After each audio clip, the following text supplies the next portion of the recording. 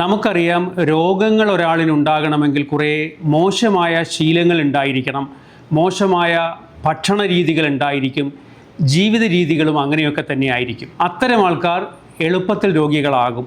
എന്നാൽ നേരെ തിരിച്ച് നല്ല ശീലങ്ങൾ ഉണ്ടെങ്കിൽ, നല്ല ഒരു ദിനചര്യ ഉണ്ടെങ്കിൽ ആരോഗ്യത്തോടെയും ഇരിക്കാം. അപ്പോൾ ചുരുക്കി പറഞ്ഞാൽ, ആരോഗ്യത്തോടെ ഇരിക്കണമെങ്കിൽ നല്ലൊരു ദിനചര്യ ഉണ്ടായിരിക്കണം, കാലാവസ്ഥയ്ക്കനുസരിച്ച് നല്ല ശീലങ്ങൾ ഉണ്ടായിരിക്കണം. അതിൽ ഏറ്റവും പ്രധാനം ദിനചര്യ തന്നെയാണ്. കാരണം ഒരാളിൻ്റെ വ്യക്തി ജീവിതത്തിൽ ഏറ്റവും സ്വാധീനിക്കുന്ന ഘടകം അവർ രാവിലെ എഴുന്നേൽക്കുന്നത് മുതൽ രാത്രി ചെയ്യുന്നത് വരെയുള്ള ആരോഗ്യശീലങ്ങളാണ്.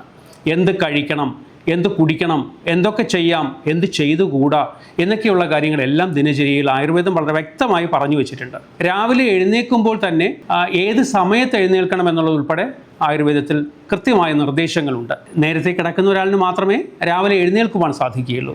രാവിലെ സമയത്ത് നല്ല ആരോഗ്യത്തോടെയും ഉന്മേഷത്തോടെയും എഴുന്നേറ്റ് ദിനചര്യകളിലേക്ക്, സാധാരണ നമ്മൾ ശീലിച്ചിരിക്കുന്ന കാര്യങ്ങളിലേക്ക് പോകേണ്ടതുണ്ട്. അപ്പോൾ രാവിലെ എഴുന്നേൽക്കുന്നത് ബ്രാഹ്മ മുഹൂർത്തത്തിൽ ഉണരണം എന്നാണ് ആയുർവേദം പറയുന്നത്. അത് സൂര്യൻ ഉദിക്കുന്നതിന് 1.5 മണിക്കൂർ മുമ്പുള്ള സമയമാണ്. ആ സമയത്ത് എഴുന്നേൽക്കുന്ന ഒരാളിന് നല്ല ഉണർന്ന രീതിയിലുള്ള, വളരെ വേഗം സ്വായത്തമാക്കാൻ കഴിയുന്ന ബുദ്ധിപ്രഭാവവും അതുപോലെ ഉന്മേഷവും ജോലി ചെയ്യാനുള്ള താല്പര്യവും എല്ലാം ഉണ്ടാകുക സ്വാഭാവികമാണ്. അപ്പോൾ രാവിലെ ഉണർന്ന് എഴുന്നേൽക്കുന്ന ഒരാൾ, നമ്മുടെ വായിൽ ഒരുപാട് ബാക്ടീരിയാസ് ഉണ്ട്.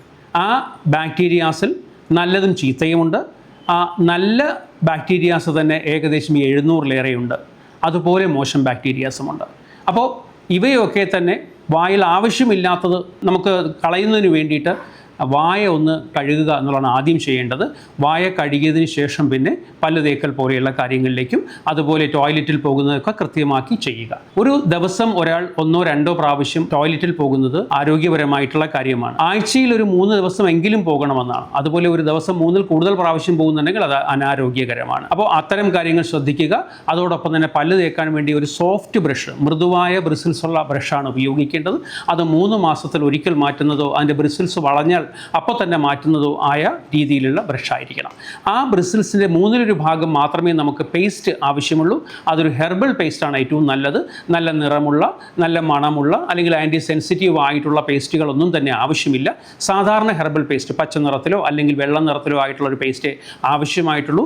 1/3 ഭാഗം ബ്രിസിൽസിൻ്റെ ഭാഗത്ത് വെച്ചിട്ട് അതൊന്ന് വേണമെങ്കിൽ നീട്ടി വലിച്ച്